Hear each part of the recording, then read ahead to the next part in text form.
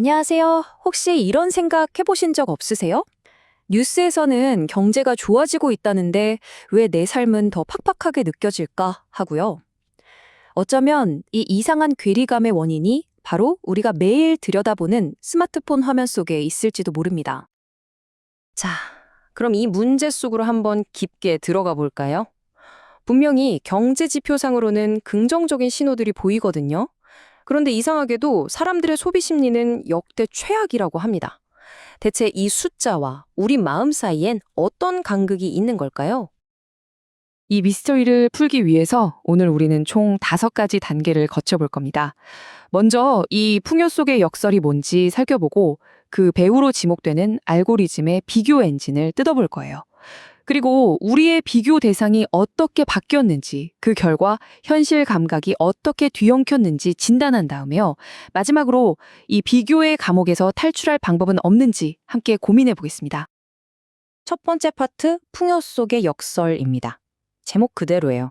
데이터는 웃고 있다는데 왜 우리 지갑은 울고 있을까요?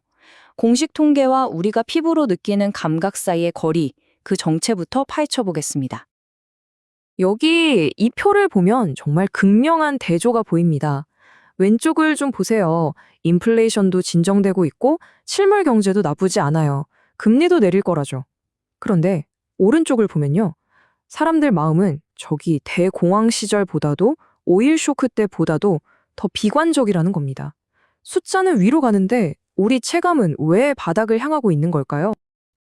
바로 이 지점에서 아주 강력한 가설 하나가 등장합니다. 어쩌면 우리가 느끼는 상대적 박탈감의 진짜 원인이 틱톡이나 인스타그램 같은 새로운 소셜미디어 때문은 아닐까요? 2010년대 페이스북 하던 시절 한번 떠올려 볼까요? 그때 우리는 주로 친구들의 소식을 봤죠. 누가 결혼했다더라, 어디로 휴가 갔다더라 하는 가장 행복한 순간들이요. 그리고 이미 많은 연구에서 이런 비교가 우리를 불행하게 만든다고 경고했었습니다. 이건 그냥 느낌적인 느낌이 아니었어요. 보세요. 2016년 연구만 봐도 페이스북 사용이 사회적 비교와 시기심을 만들고 결국 우울감으로 이어진다고 명확하게 지적하고 있습니다. 이미 이때부터 문제는 시작된 거죠. 그런데 지금 우리가 하는 소셜미디어는 그때랑은 완전히 달라졌습니다. 이게 핵심이에요. 우리는 더 이상 친구들의 소식을 보는 게 아니에요. 알고리즘이 끊임없이 추천해주는 한 번도 본 적 없는 낯선 사람들, 즉 인플루언서들을 보고 있죠. 자, 그럼 우리의 비교 대상이 구체적으로 어떻게 진화해왔는지 한번 따라가 보겠습니다. 옆집 사람에서 인플루언서로 이 변화가 생각보다 훨씬 극적입니다. 이 타임라인을 보면 변화가 한눈에 보이죠. 불과 몇십 년 전만 해도 우리의 비교 대상은 옆집 사람이었어요. 그러다 페이스북 시대가 열리면서 친구들과 비교하기 시작했고요. 그리고 지금은요, 국적도 모르는 전 세계의 인플루언서와 나를 직접 비교하고 있는 겁니다.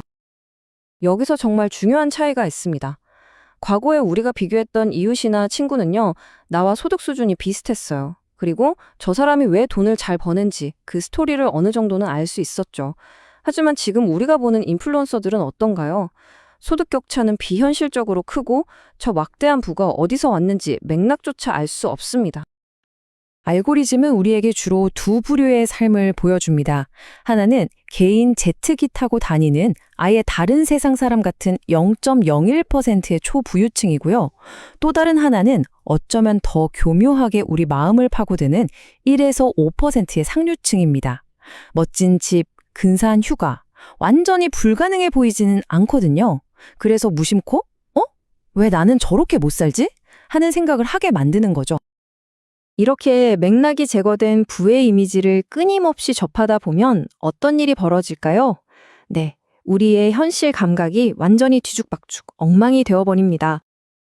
쉽게 말해 우리 마음속에 있던 보통 평범함에 대한 기준선이 완전히 흔들려버린 겁니다. 온라인에서 보는 인플루언서의 삶이 새로운 기준처럼 되어버린 거죠. 자, 이 숫자 좀 보세요. 58만 8천 달러. 최근 한 설문조사에서 Z세대가 경제적으로 성공했다고 느끼려면 이 정도 연봉은 벌어야 한다고 답했습니다. 우리나라 돈으로 환산하면 무려 7억 7천만 원이 넘는 돈입니다. 이 7억 7천만 원이란 돈이 얼마나 비현실적인 기준인지 한번 살펴볼까요? 이건 미국 개인 소득 상위 1%에 해당하는 금액이고요. 중간 소득을 버는 사람보다 13배, 평균적인 가구 소득보다는 5배 이상 많은 돈입니다. 거의 대부분의 사람들에게는 이건 현실이 아니라 판타지에 가까운 기준인 셈이죠. 이제 이런 감정을 설명하는 새로운 용어까지 생겼습니다. 바로 머니 디스모피아. 맥락 없이 떠다니는 부의 이미지에 계속 노출되면서 나는 왜 이럴까 하는 막연한 부적절함을 느끼는 현상. 이게 바로 우리가 겪고 있는 감정의 정체일지도 모릅니다. 자, 그럼 이 보이지 않는 비교의 감옥이 문제의 핵심이라면 우리는 여기서 어떻게 탈출할 수 있을까요? 여기서 중요한 점은 전통적인 경제해법만으로는 이 문제가 해결되기 어려울 수 있다는 겁니다. 왜냐하면 소득을 좀 더 분배하거나 경제가 성장한다고 해서 틱톡에 올라오는 인플루언서들의 라이프 스타일이 바뀌는 건 아니니까요. 그래서 제시되는 해결책들은 조금 다른 차원의 접근을 제안합니다. 단순히 소득을 올리는 걸 넘어서 우리의 환경과 생각을 바꾸는 거죠. 예를 들면 누구나 누릴 수 있는 멋진 공원이나 해변 같은 공공재를 늘리고 부를 함부로 과시하지 않는 사회적 문화를 만드는 겁니다. 그리고 개인적인 차원에서는 인플루언서의 삶이 현실의 기준이 아니라는 걸 계속 인지하는 노력, 그리고 가장 직접적으로는 틱톡이나 인스타그램 사용 시간을 줄이는 방법도 있겠죠. 결국 이 모든 논의는 마지막 질문 하나로 이어집니다. 우리가 스크린을 통해 매일같이 엿보는 저 인플루언서들의 삶은 과연 우리가 좇아야 할 새로운 현실일까요? 아니면 그저 아주 잘 만들어진 새로운 종류의 허상은 아닐까요? 이 질문에 대한 여러분의 생각은 어떠신가요?